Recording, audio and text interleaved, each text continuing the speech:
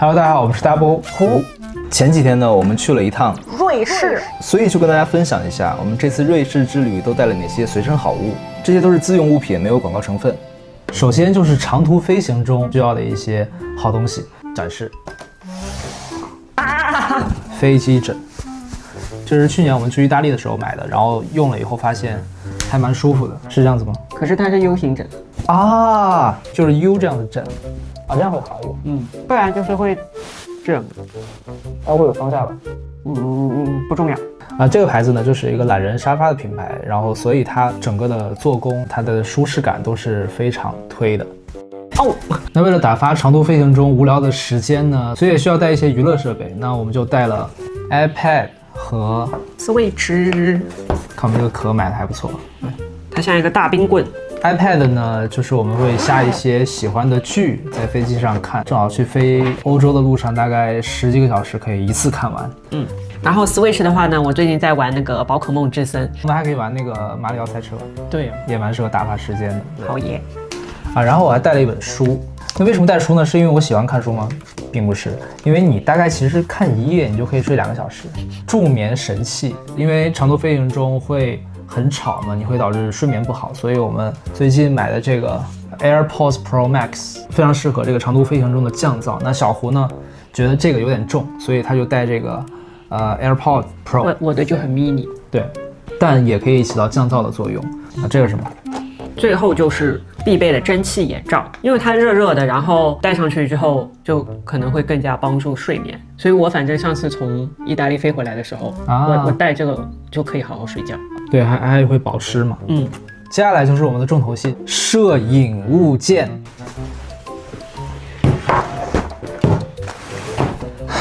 這就是攝影人的自覺。那首先就是這個 Pocket 4。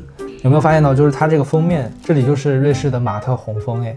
這次我們也用 Pocket 4拍攝了非常多的精彩畫面。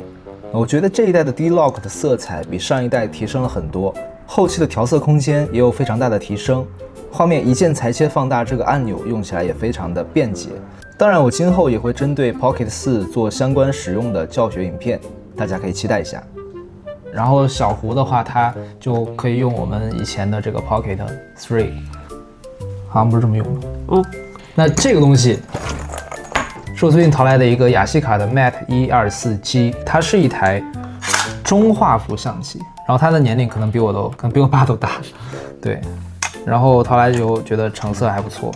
啊，對，這個就是中畫幅對應的膠卷，因為這個是6×6的畫幅，然後這個每卷能拍出12張，只能拍12張，只能拍12張。一卷這個膠卷有多少錢？就這一盒是5卷，然後是13000日元。你竟然背着我買這麼貴的，還不是為了給你拍照片。但其實這次在瑞士使用下來，我覺得中畫幅膠片拍攝的畫面色彩，其實還不如我用富士相機把畫幅裁切成1:1拍攝，也可以以假亂真。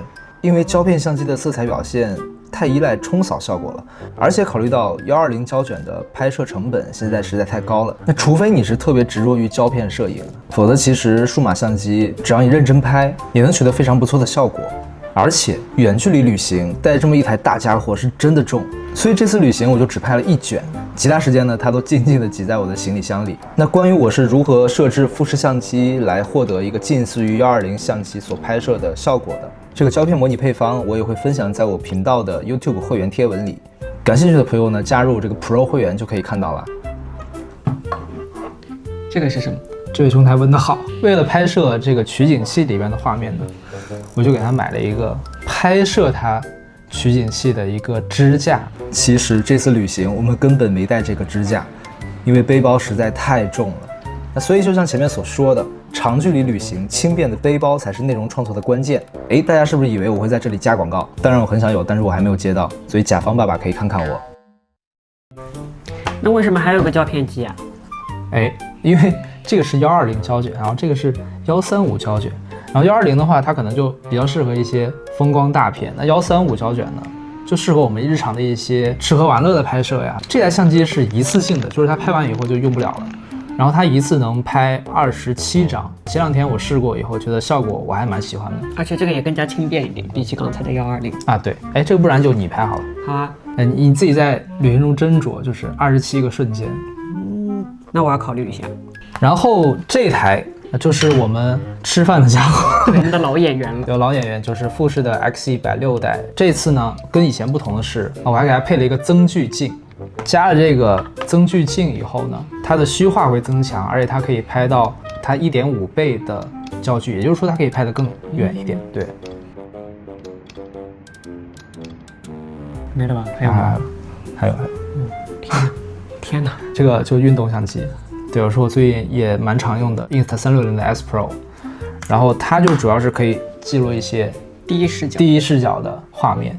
好像唱首歌 Country Road Take Me Home。 所以我們如果在瑞士有一些戶外的項目呀，都可以把它放在胸前，然後記錄我們的第一視角，所以可以拍出更多的機位吧，更多的視角。對，還有一台就是我們現在正在錄像的這台索尼的 A7S3， 它拍視頻畫質非常的好。我會用這台相機來拍攝一些 B-roll 的畫面，就是風景類的畫面。對，好辛苦啊，要帶這麼多。點個讚好嗎？最後給大家展示一下，我們帶了一些吃的，以備不時之需。對，因為聽說瑞士的物價很貴，所以就方便麵買了4包。為什麼桌上只有3包呢？因為有一包在這裡。這個是我們為泡麵準備的泡麵碗。哇，小五果然會收。對啊，放在裡面還能省空間哎。對，洗潔精不要忘哦，洗潔精，對，到時候也丟在裡面啊，丟在裡面。總之我們就是帶了4種口味的麵，我們要在最貴的地方吃最美味的食物。且慢，這是什麼？這個是小胡的媽媽磨的辣椒麵，這個是我有做過功課啊，就是我看那個瑞士好像有個比較平價的超市，好像應該是叫 Coop， 看到這家傳說中的窮鬼友好超市啊，它的烤雞腿很好吃，但是說缺點味道啊，自己料理一下。對，就是打算自己在上面撒點這個辣椒麵，應該會更好吃。當然也不會帶這麼多了。那這個大，這個那一個，這個4.7塊。對，這個4.4塊。買2個雞腿。那其實泡麵在這次旅行中沒有吃到，因為我們在瑞士住的旅館，它不提供熱水壺。想喝熱水的話，可以問前台去要，然後前台會給你提供1小壺熱水。而且他們明令禁止在房間煮東西，可能因為以前發生過一些安全問題吧。那所以我們吃東西都是以麥當勞和相對低價的超市 Coop 為主啊。去了以後才發現，瑞士特色食物是真的無法長期食用。雪山配芝士。而且價格對於在亞洲生活的人來說是真的貴，一瓶可樂就要30多人民幣。大家猜猜我們在因特拉肯激鬥白臉吃一頓要多少錢？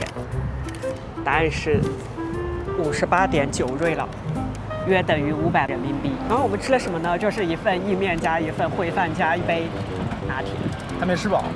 那相比之下，我們旅行的第2站巴黎，那就是真的是美食天堂了，而且比瑞士便宜太多，所以我們頓頓都吃好的。這個油封鴨你要不要來？來。紅酒燉牛肉要不要？來。還有剛才蝸牛是吧？蝸牛我點了。都不問價格，直接點。關於瑞士的物價，還有這一路我們經歷的奇妙旅行，馬上就會做成影片給大家分享，敬請期待。好，以上就是我們本期的好物分享，希望對大家有幫助。大飽湖，我們下期見，拜拜。拜拜。哎呦。